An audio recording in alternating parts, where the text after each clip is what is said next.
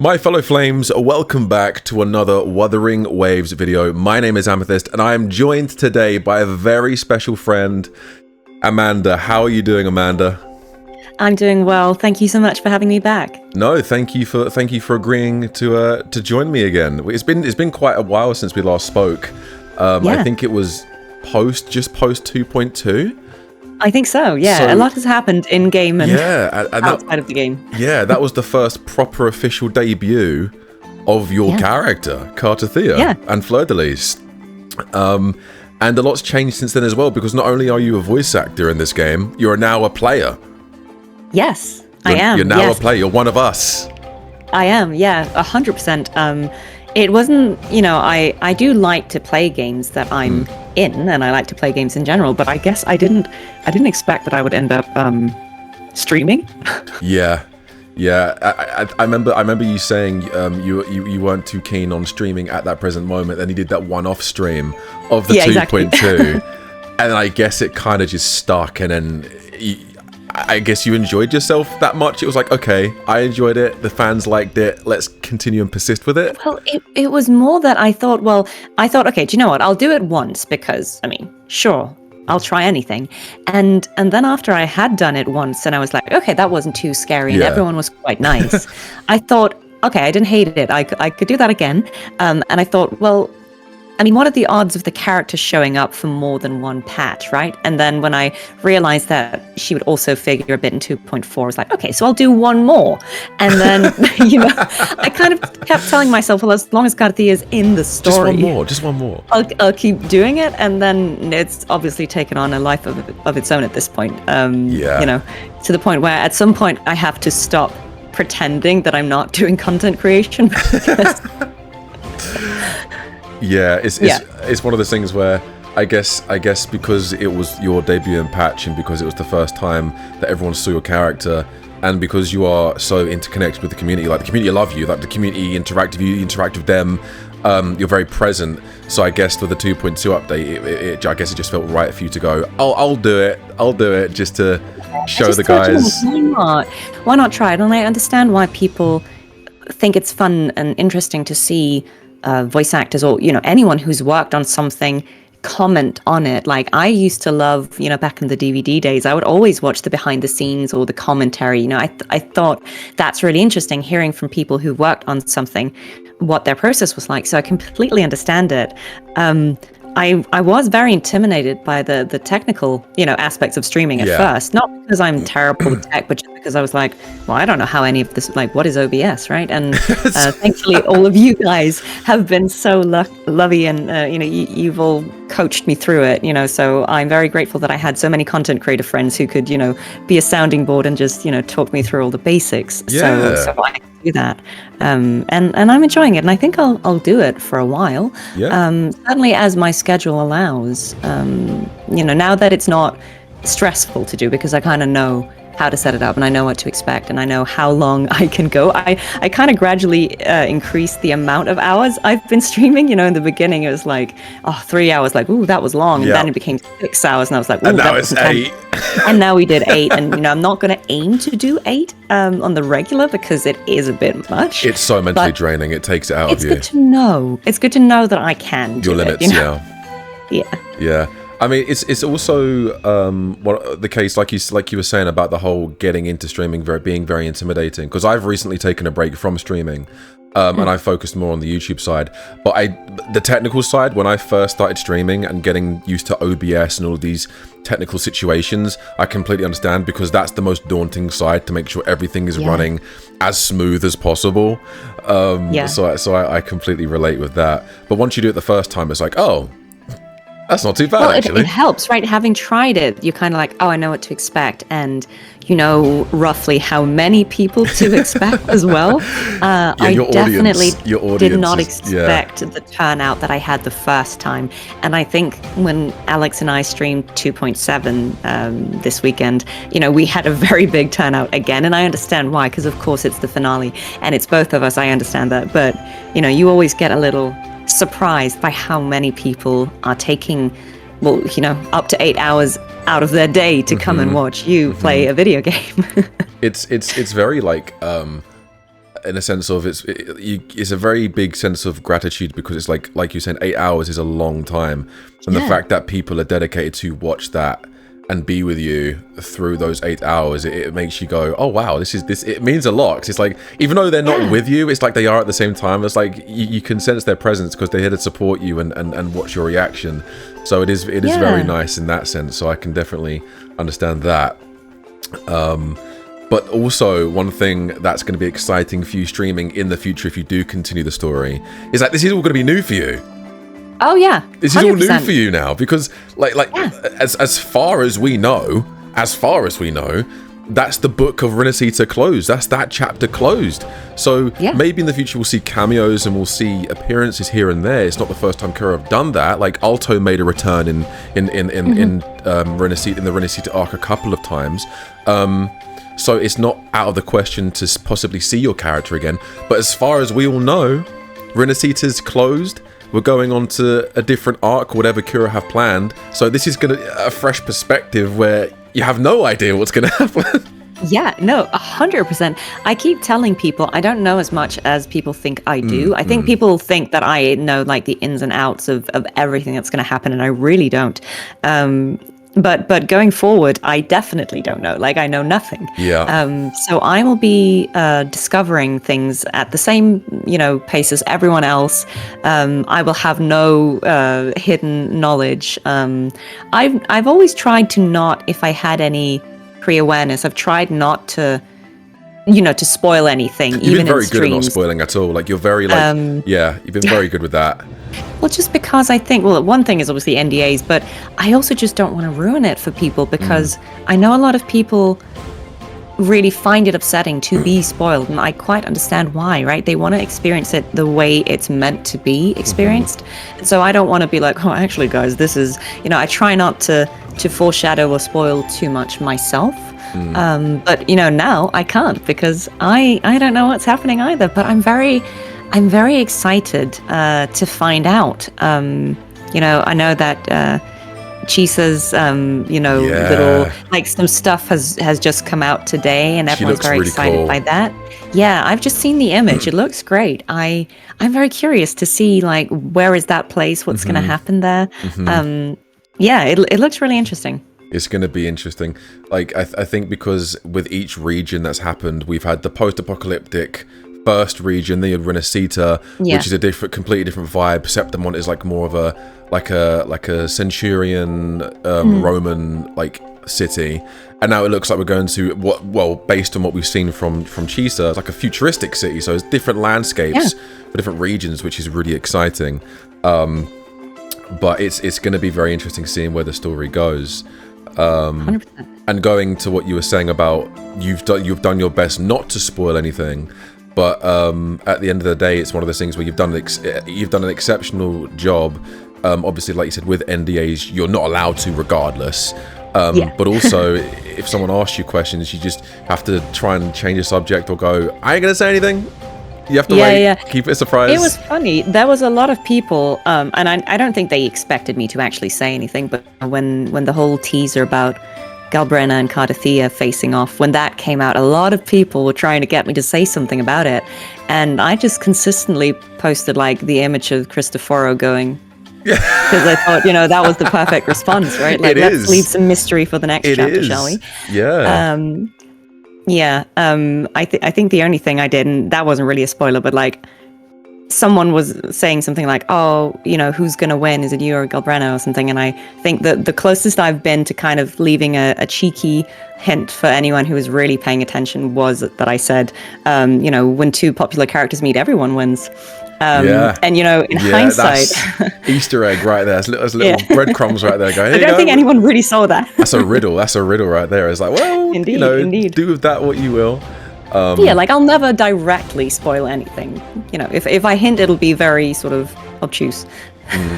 It's because another voice actor who also voices characters in Wuthering Waves, Josh Richard. Yes. And he voices loads of characters. He voices all kinds of NPCs. I think everyone has actually heard his voice an NPC or someone in almost every single patch of this of this whole 2.x Renacita arc. And so many people keep asking him, "Where's Geshu Lin? And he's like, "Guys, I don't know why nothing's happening with him. Like, stop asking me. I voiced so many different characters within Wuthering Waves. Okay, so I don't know. Well, I mean, never say never. Do you know? Never say never. I think there are so many characters that people would love to see come back. And you know, again, this is not me having any knowledge. I'm just, you know, as a player saying, I think there are so many characters that people would love to see again, especially from 1.x, you know, just both the you know, the Resonator characters from Huanglong, but also just other characters like Geshu Lin, or, you know, characters that we have heard about, but we didn't really get to know them that well. And there's more, you know, to be learned about these characters, and who knows? I mean, I think personally, just from what I've experienced working on the game, I think there's a long game. You know, I think Kuro are very, you know, they're not just, you know, winging it patch by patch. There's clearly a long roadmap and a long story planned out. So I think, you know, who's to say, you know, if characters can come back, you know, things might be introduced very early on and then be revealed very, very gradually, right? Like we're seeing with this, the very first character you see in the game, right? This goddess figure, you know, made an appearance again in 2.7. That gave me chills. When I saw that at first, I was like, who is that? I feel like she's familiar. And then everyone reminded me, I was like, oh my goodness, it was. So then I went back and watched it and I went, we have not seen her since the launching patch. So they know what they're doing. They know clearly, what they're doing. You know, I think it's being meted out in a very clever way, because it is, you know, it is quite complex, I think, the lore in a good way. But, you know, I like the way it's being slowly revealed, so it's not, you know, too overwhelming. Yeah. You know, it's like a nice mystery being decoded one bit at a time. Well, yeah, it's like people asked and begged for Scar to come back for so long, and then they brought him back in 2.4, be it only a very small role, just revealing that he's back, but people were ecstatic to see him back just that little bit. So in regards to other characters that people have wanted to return in a different format, like you said, never say never, but what we now know is that Kuro have clearly had an overarching story planned, and they've executed it very well.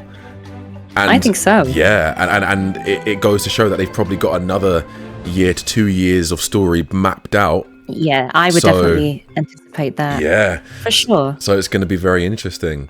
But for you specifically, how would you describe playing Kartathea over the course of however many months? How would you describe it as an experience? I mean, it's absolutely been life-changing for me. I think I realized the other day, I have kind of like a 5-year journal. It's like a little book where you just write a few lines for each day over 5 years. And so what's fun about it is you can kind of see what you did in previous years on the same date.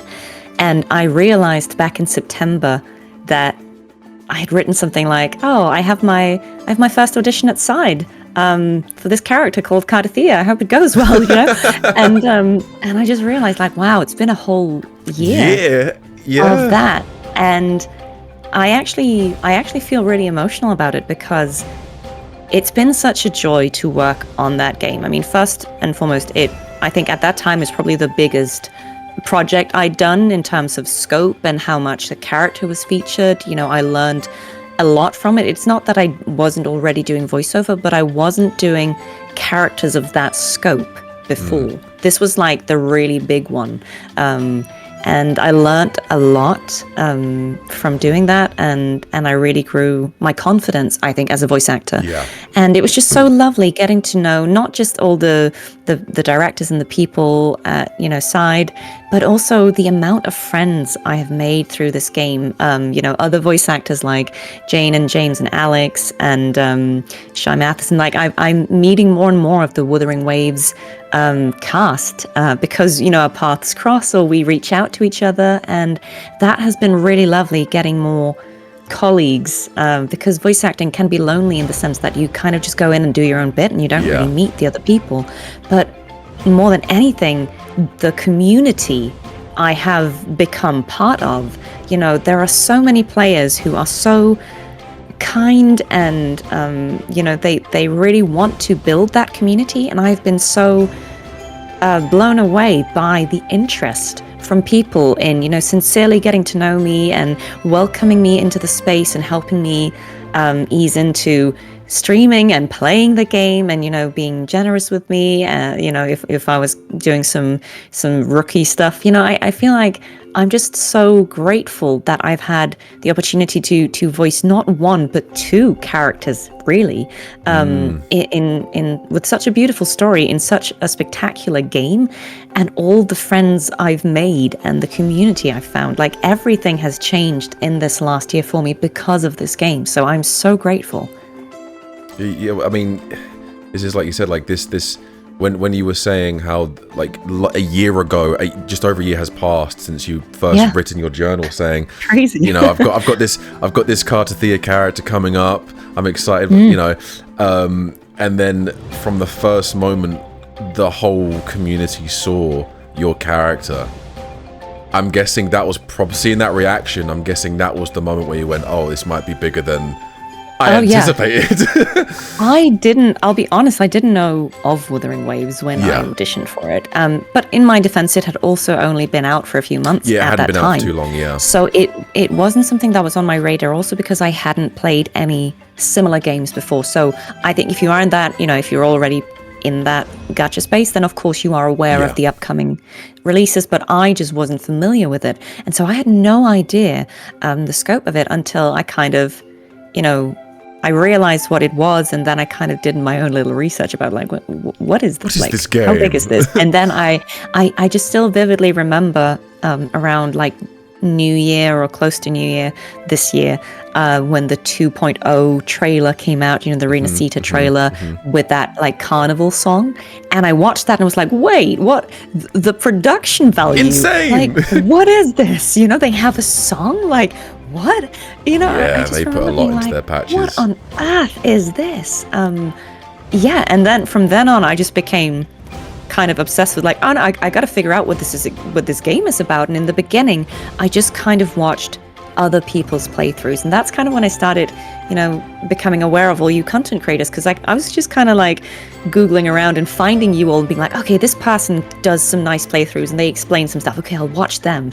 And that's when I just started watching all you guys, and I realized, okay, this is actually a really good game. It has a lot of story. It has a lot of fun things to do, and that's why I was like, oh, do you know what? I'm gonna try it myself. I'm just gonna play it a bit to see how, if that helps me understand. I didn't start playing it until I'd recorded all of 2.2, but I started playing it during 2.3. So by the time I was streaming 2.4, I was actually kind of familiar already with the game by then. I'd had enough time to kind of, okay, I understand what this is about. I have my little team. I know what to do.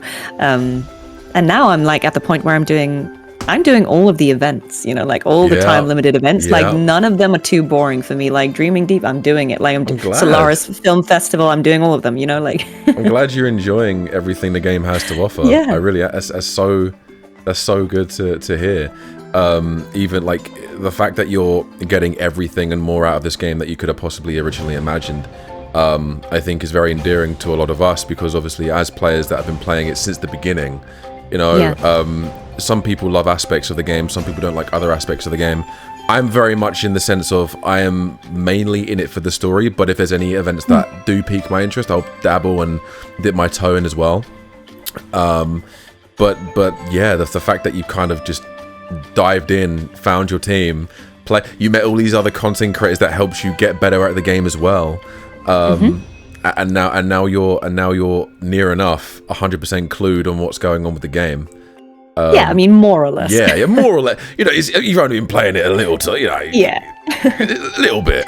I mean, I think I understand it. I mean, I understand it enough that I feel like I'm in with the lingo. Like there are things that I don't necessarily. I don't spend too much time doing trying to do the hardest combat challenges, because again, I only have like one fully built team, and so there are things where it's like, I mean, trying to clear the tower is just like, it's outrageous. It's outrageous. But it's okay. I think it's good that there is that content for people who have been playing from the beginning and who really want to do that stuff. Like, I think it's absolutely fine. I don't think all content has to be for everyone. I think it's nice that there is a range of content and you can just pick and choose what appeals to you. Yeah. I mean, I think because like the scope of it is so. If you've got so many like cute mini games, you've got combat events. If you want to play combat events, you've got things like the tower, fantasies, all this other stuff which hardcore players want to get into. And if you just want a relaxing, casual player experience, they add fun game modes like the one they literally added in this patch. The top down. That. That's kind of fun. I haven't played it yet, but I'm a massive fan of those kind of games. I used to play them on my mobile all the time when I was younger. So that's fun. Yeah. I think there are like 7 levels, and I've done 6 out of 7. I was doing them yesterday while I was on a call with Alex and Marco. We were just talking about random stuff, and I was like doing that in the background. That's the commitment, guys. That's the commitment. She's playing the game while in a phone call. Okay. No, but with those kind of mini games, it's very. I can do both. It's with those mini games. What I'm saying, because it's so casual, you can actually switch your brain off. You know the concept. You know what you're doing. You can talk while doing it. Proper gamer now, gaming while talking with friends. Imagine that. Exactly. Okay, so since we're at the end of the 2.x, and since you have caught up and you know near enough all of the characters in the roster, other than your character, eliminating bias here. Yeah. Is there a character or a small group of characters that have been your favorite? Yes, probably. I mean, it's difficult because I genuinely don't feel like there are any characters where I'm like, I don't care about this character. Yeah. I think they do a really good job of that. I think characters that really like have stuck with me. I know this is in a way probably biased still, but because 2.2 was my entry, I keep saying Cantarella is one of my favorite characters, and it's not because I'm friends with Alex. It's just because I thought she was so interesting. I loved all the, the very cleverly crafted, dichotomy of what she looks like and how people refer to her, and then what we see she actually is. I thought her personal quest was really beautiful, and I think she's just such an interesting and layered character. I think there's a real melancholy to her and a real loneliness, but she's the kind of character who, despite great personal sorrow, I think is still really kind to everyone else, and I think that's just something I admire in characters. So she is one of the most compelling characters in 2.x for me. I think characters I also really enjoyed in 1.x, I really like Chang Li. I know that she's one of everyone's favorite. A lot of people like, I really liked her. But I also really liked Yinlin. Yinlin! I know she doesn't get a lot of screen time, but I just thought she was kind of cool. I was like, her little companion quest, because they don't do the companion quests as much as they used to. They kind of incorporate the character in the main quest now, which I haven't got a problem with, because it also adds character development for this specific character while also telling the story. Yeah. And as long as they do it in a smart and well-written way, I have not got a problem with that. But I did really enjoy the little companion quest in 1.x, specifically Yinlin's. I think Yinlin's is one of my favorites. That's why I say that, because I think maybe hers was just randomly the first one I did, because maybe I just like ran into her and then it just started. I was like, triggered, yeah, sure. But for some reason, that one just stayed with me. And it's not that I don't think the other companion quests are good or valid, because they're all really lovely. I think it was just, there was something about it that really, I feel like, gave me a better understanding of what is the theme of this story. This whole idea that this is post-apocalyptic and so many people have died or, been changed by these things that have happened. And this very, very human and very relatable desire to try and keep your loved ones or bring your loved ones back. So, it wasn't really about the character specifically, but I just thought that whole storyline and her involvement in it, I don't know why, it just kind of moved me. And I thought, I was like, oh my God, I get the theme, this theme of loss and people, just ordinary people trying to deal with that. And I don't know why, but that just really, that was a moment where I was like, wait, this is so good. Yeah. And so I just have a fondness for her character, That's good though. That's good though. Yeah. I'm a massive fan of Yinlin. I really did enjoy her companion quest. And also, I like the lore around Yinlin about her forte and her power as well. Especially because of how brutal and dark it actually is. It is quite dark. Yeah, because she has to constantly use her forte to keep her heart going. Yeah. So it's like also makes you think how difficult it must be for this character in this world. So the lore they write around these characters makes you connect with them more. And Yinlin was one of my favorite characters in 1.x as well. Playing through 1.x is one of my favorites. I skipped John. Regrettably, I skipped John. I wish I summoned for John back then, but then I summoned for Yinlin, and then playing Yinlin with Calcaro, Yuan Wu. I know a lot of people dislike Yuan Wu. Okay, I'm a fan of this because people don't like his hat. It's the hat. He wears the hat, and they don't, and they really don't like the style of the hat. But I like character. But I think he looks stylish. I think he looks thank you. But I really like the suited and booted characters. He looks very very smart, very dapper, and he's a kickboxer. And since I used to do boxing and my dad was a boxer, I have something to kind of relate to with him. And I'm demanding more suited characters. Okay, I need that more would be very characters with cool. I mean, suits. we might get that if we're moving into something that's a bit more contemporary or urban. You know, that we could see that. Yes, one of my favorite characters that was an NPC and wasn't able to become a character in the 2.x was Carlotta's grandfather. Yes, he was cool. He was so cool. Even Very in the cool. final patch, when you're seeing him just with his he just shows up and he's like, he's just casually, it's like, Kuro, where is this guy at? We need more of him. There are so many good NPCs though, like all the named NPCs, they have great designs, right? Yeah. Like everyone loves Rosemary, everyone loves Carlotta's grandfather. You know, like there are all these great characters like Mia, Avidius that it would have been so cool to have them as force. I understand why we don't, because again, if the character kind of irrevocably dies, it's like it's kind of difficult to suspend. Like, why would you do this? But no, there are so many good looking characters for sure. Oh yeah. Would you play so with this being like an open world gacha game, now if you were to potentially in the future play characters in others of these kind of games, would you then play the story in those games as well, or would you primarily stay with Wuthering Waves? I think I would try to, certainly, because I realize how much it would help me understand the lore of the games and make sure that I'm finding the right tone.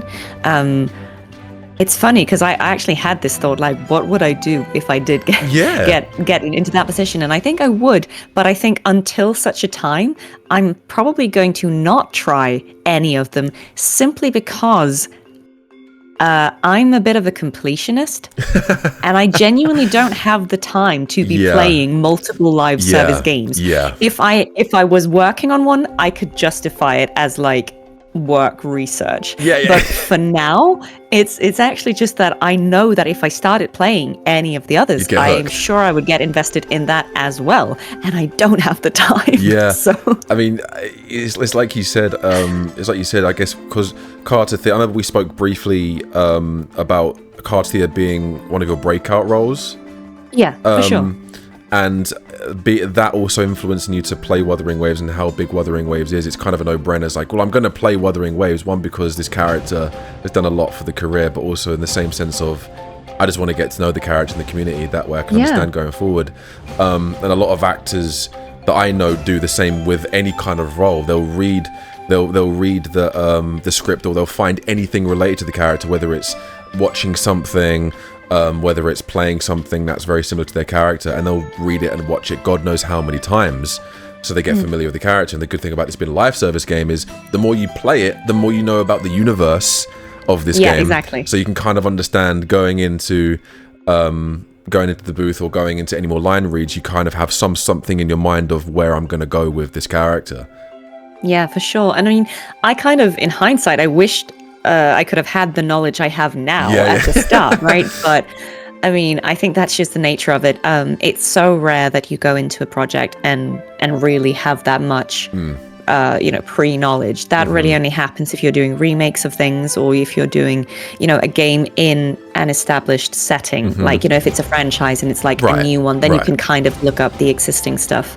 I mean, it was great because the first two games I think I worked on in the UK were 2 of the Diablo games. And because I Wow. played Diablo growing up, like Diablo 1. Yes. When they were trying to explain the lore, I was like, you don't need to explain the lore, I got guys. this. I'm with you. I know. And they were trying to explain who Deckard Cain was because I was voicing his wife in Diablo Immortal, and I was like, I know who Deckard Cain is. You don't just have to sort of smile and way of going, yes. It's like, say less, guys. Say that. I got you. I got you. And that's really cool because if you know already, I suppose it just gives you, I think it gives you the confidence to know that you can pitch it right, that you know the tone and the style of the game, and so that hopefully means you can save time in the recording space, because obviously you have a lot to go through, and if you can save people time in the sense that you don't need 100 takes to get the line, because you kind of just know where it is. Once you've sort of established the tone of the character and the setting, you can kind of really pick up the speed. And so I think being someone who plays video games helps tremendously, just for me, because I think it means I do pick up the pace quite a lot, after like the first hour or something, and then you're like, okay, let's go. But I think having watched back the 2.0 and 2.2 stuff, I'm not like unhappy with the work I did. It's just I'm like, oh, I wonder if I would have done it differently had I known as much as I know now, because it's one of those things where you are told what you need to know, but there's a big difference to being told, oh yeah, the Phasalias are this and that, and then having played the game and being like, oh yeah, I know about the Phasalias, right? Like it's sort of, you just get it on a need to know basis. So you just kind of know, oh yeah, there's some rumors about them not being so nice. Yeah. And you're like, okay, sure. It's very vague. It's very much, this is the situation. But obviously vague, once you've experienced the story the way the players have, and you have all of that information, then I feel like going in recording for 2.4 and onwards, I made more informed choices in the sense that I was like, oh, I know what this is. I know what this is, I know, guys. Which is fun. Yeah. Well, I mean, the first time I was, the first few times I was recording, I would read the scripts and be like, I don't know what this means. And then, by 2.4, I was like, Scar's back, What? And I was just like, and I had to sit on that knowledge and not mention it to anyone, because I was like, oh, I can't tell anyone that Scar's back. So I remember when Scar's voice actor teased something, and then you responded to that with like an emoji or something, and people were like, why are they? What are they? What is going on here? And then when we got that trailer, everyone was like, oh my god! Yeah. But it's such. Also, just seeing the excitement, being one as well, that gets very overexcited when seeing this stuff. Is seeing the fandom and seeing the community erupt to that extent about a character or a set of characters is surreal. That's so good. And I can imagine all voice actors that play these beloved characters really feel the love and really feel the support, which is great. It's such a great thing to be able to voice a character with a community that is very passionate about their characters.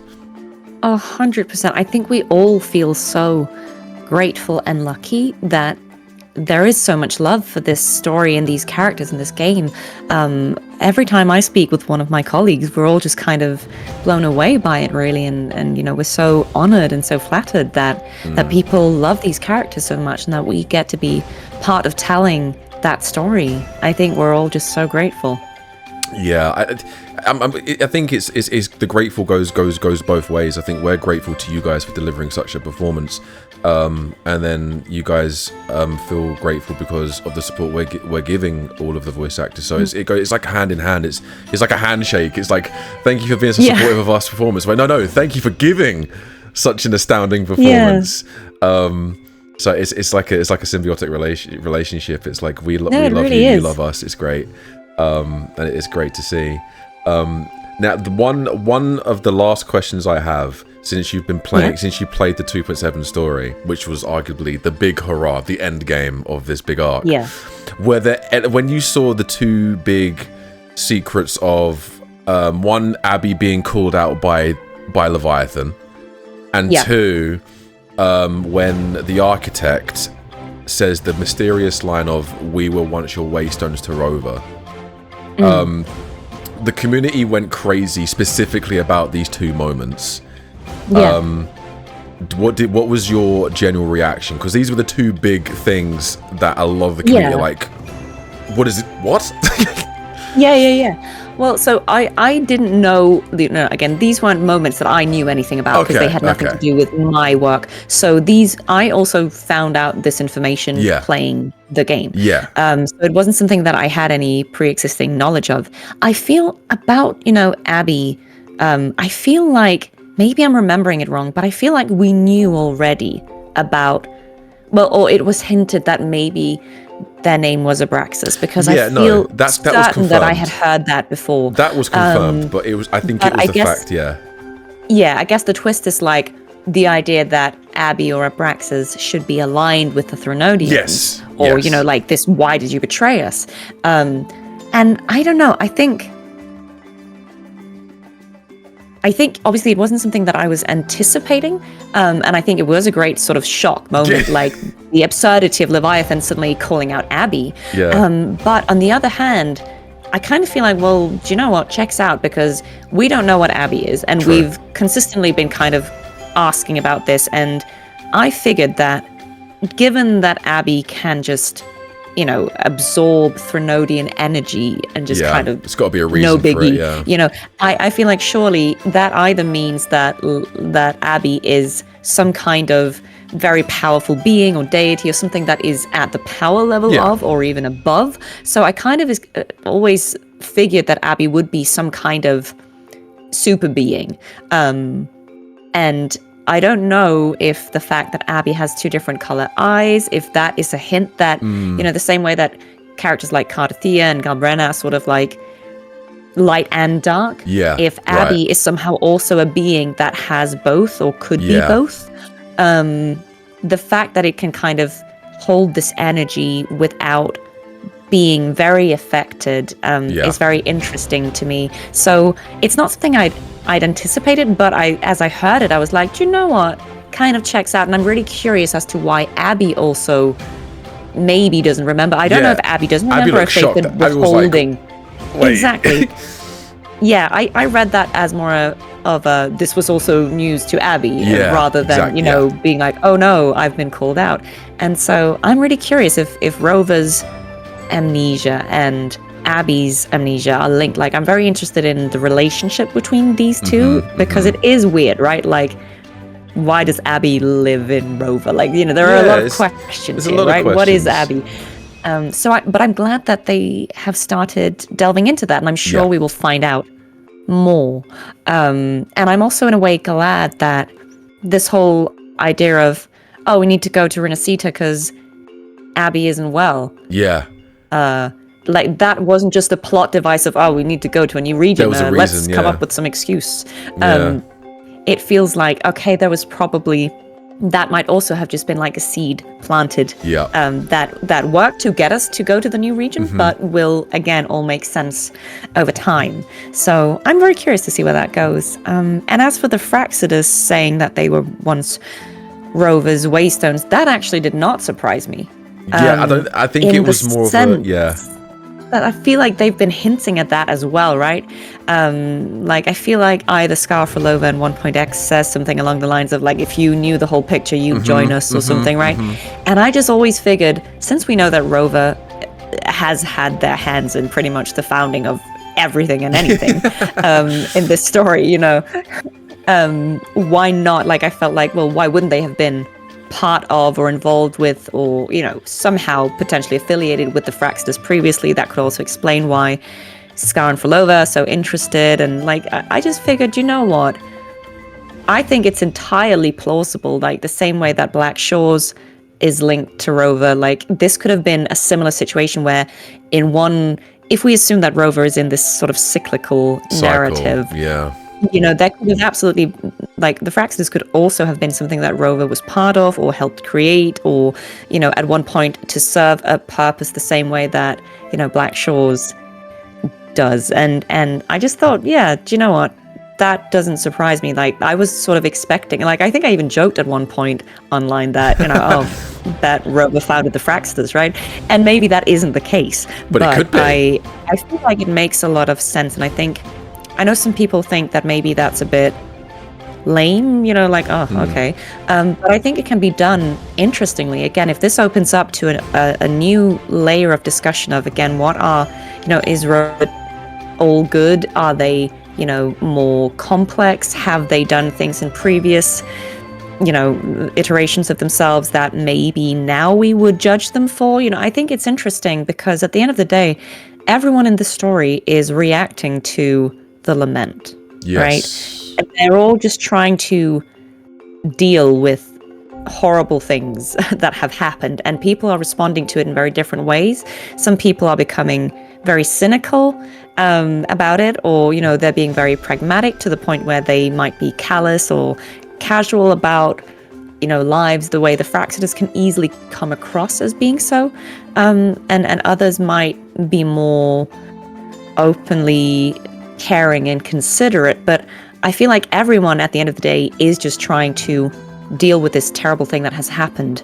And I think it's interesting if the story continues to explore why might people make these different choices, and what motivates them, because I think there's a way of doing it where it's not just like everyone was good and everything was justified, but understanding, because I think the whole Frolova arc in 2.5, that kind of just proves this point of, you can have a character who on paper objectively probably is villainous or antagonistic and does things that morally are probably quite questionable, but we can still understand why they're doing it, and we can maybe even empathize with their motivations or what has driven them to it. And I think it could be very similar for the rest of the Fraxiters. Maybe not for all of them. I kind of feel like Cristoforo feels a bit irredeemable, but I could be wrong. Maybe there is a good reason there, but if nothing else, I just think it's interesting that we're getting explorations of why are these characters like this. They're not just evil for the sake of being evil. If they are doing things that we consider evil, they're doing it for some reason, and we can agree with the reason or not. But I think understanding what is driving them is interesting. So I'm just very interested in seeing where all of this is going to go. Yeah, they've really opened up the doors. They've answered a lot of questions people have been asking, but then they've also opened up new lore questions, which people are like, oh, okay, that could be something very interesting to explore. And regarding the Abby secret, did you play the Anniversary 2.3 patch, like the mini games in 2.3? Yes, so I did. Do you know the birthday cake game mode where you got the purple Abby, the Bowser, the evil Abby? A lot of people are saying that was Kuro basically teasing the hint that what happened in this patch is basically, so that purple Abby might have been a different version or a past variant of Abby, but we've just done it just because it's a fun little game mode, but realistically there's a reason why we've done it for a bigger picture. I see that. Yeah, and that's also something really, really cool as well. But the fact that they are answering these questions, and the fact that they must have planned this months to a year in advance, going, okay, this is how we're going to answer these questions. But this is the journey we're going to take to get there. And now we finally have come to the conclusion where it's like the first big saga's come to a close, and now we're about to start the next big saga of the next year to 2 years, however long. I think it's really interesting and very exciting as well. I'm very excited, and something I was thinking about. So I think, is it in 2.7, sort of at the end, that we hear about Lahairoi for the first time? Yes, Hairoi, yes. Yeah, and I saw that people online were saying, like in mythology or in like parallel, it's there's this, it's about a place with like a big lake, and then I was like, well, if the Grand Architect also goes by the name of Schwarzloch, and which I believe Alex Gelf said, well, that's Black Lake. I'm like, it is Black Lake, yeah. Yeah, and I'm like, well, I mean, anyway, I'm curious about all of that. It's like, how do you know that? I wonder if that's related, but I'm very curious to see where all of this goes. Again, I actually don't theorize a lot. I'm just kind of content to find out. Yeah, in the roller coaster, just seeing, just enjoying the thrill of the ride. I want to kind of be surprised. So I'm actually looking forward to going in blind. Good. That's splendid. That's good. I'm glad you've enjoyed your experience, both voicing the character of Cardothea and playing through the story yourself. Technically 2 characters, because you've got Fleur de Lis and Cardothea. So you've had the pleasure of technically playing 2 characters, even though they're 2 sides of the same coin. Pretty much. And I actually ended up doing 4 voices in total, because we've got Cardothea and Fleur de Lis separate in 2.2, and then there's the merged version, which is slightly different. But then in 2.7, I also got to do a few lines for Leviathan, pretending to be Fleur de Lis. Oh, yes, right? yes, he was. Which is so, and that voice was again slightly different from Fleur de Lis's voice. Yeah. Because the intention is so different. Right? Like, I don't think Fleur de Lis has ever been in her delivery sort of seductive, and Leviathan is because Leviathan is trying to trick Rover, and that was quite fun to get to do. So I mean, I feel like I've been very lucky in that I've gotten to do a lot of different iterations over these characters. And it's, you know, that also helps your experience as a voice actor, and that helps you know, hone your craft and evolve it, because you're trying all these different things and these different voices and this different way of performing. So it must be a treat to be able to do that. It really has been. I feel so lucky to get to have that much fun with so many lovely people. That's good. I'm so glad overall your experience and your journey has been pleasant. But that is everything. That is everything that I had to discuss with you. All right. It's been amazing catching up with you as well. And you. And it's been a pleasure having you within the game as Cardothea, and it's been a pleasure introducing you to the community in the gaming format as well.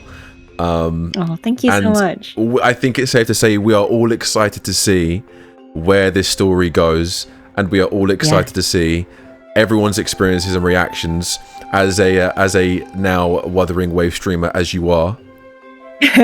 Apparently. going into the future of the story completely new, with fresh eyes, without knowing anything.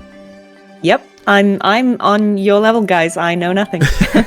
Well, thank you so much for joining me today, Amanda. Guys, thank you. If you enjoyed this video, smash that like button, leave a comment down below, and I will see you in the next one. Take it easy. Have a good rest of your day.